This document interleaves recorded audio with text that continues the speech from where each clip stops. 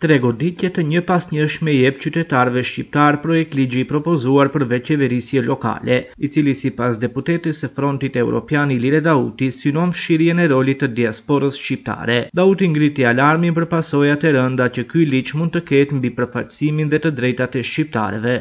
Në qoftë se qëllimet e qeverive kushdo që të vinë do jenë që si të gjehet shtek për dëmtuar një pjesë të popullsisë, efektet dihet që do jenë negative dhe do ketë edhe revolt. Popullsinë jo rezidente, këta mërgjimtar të cilët përjashtohen në këtë formë, e tani më të përfaqësuar edhe në institucionet e nivelit lokal me zvoglim të numrit të këshilltarëve, sepse ja për shembull Gostivari ju përmendet nuk mund të jenë sipas ligjit mbi 33, po Gostivari nga 31 kalon në 23, nuk e ka kaluar pragun 33.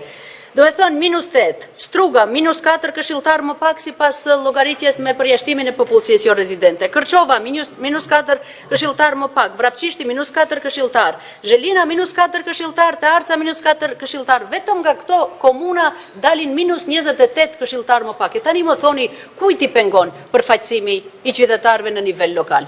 Vendimet e këtilla, koleg, ju mund t'i shifni si të doni, edhe mund t'ju ngutet për vendimet e këtilla.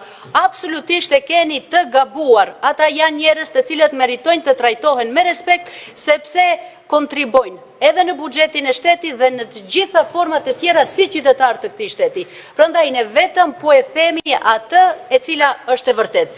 E tani, unë do kisha dashur nga përfaqësuesit e qeverisë të cilët përmendin institucione, përmendin shoqata, përmendin individ në kuadër të nivelit lokal me cilët jeni konsultuar, unë kisha dashur që t'i thoni me emra, me mbi emra, shoqata, individ, kush janë këta të cilët vendosin mbi këta 172.000 qytetar shqiptar të cilët kërkesën tek ne e kanë që kjo gjë patjetër duhet të ndërpritet.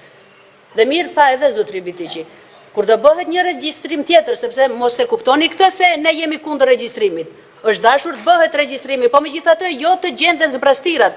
Thoni që bëhet në bazë të numrit të qytetarëve, po qytetarë, edhe unë për qytetar po flas, këta njerëz janë qytetarë, janë popullsi jo rezidente, të cilat në formulimin apo në propozimin tuaj është dashur ta dinej që janë njëjtë si qytetarët e tjerë, po që thjesht në këtë rast po manipulohet përmes shifrave dhe statistikave për t'i larguar nga të drejtat të cilat ju takojnë si gjithë qytetarët e tjerë. Në aspektin ekonomik unë i përmenda se cilët janë, cili është diskriminimi, cili është eksploatimi. Dhe unë nuk e di, a mund të ketë njeri i cili nuk pajtohet me këtë që e them. Ne thellëm vetvete dhe ju, unë jam shumë e bindur që e dini këtë që po flas. Prandaj unë kërkoj vetëm këtë që e dini në thellësinë tuaj, ta bëni të mundur dhe të largoheni nga insistimi për mos me e fshi nenin i cili diskriminon diasporën dhe përjashton nga llogaritja në këtë rast e numrit të këshilltarëve, por edhe në aspektin ekonomik nga ndarje e paras publike, siç e përmenda edhe në rastin e shpërndarjes së paras të krediteve që merren, por edhe nga shpërndarja sidomos e asaj 5.5% të tatimit të vlerës së shtuar që në bazë të decentralizimit ju kthehet komunave.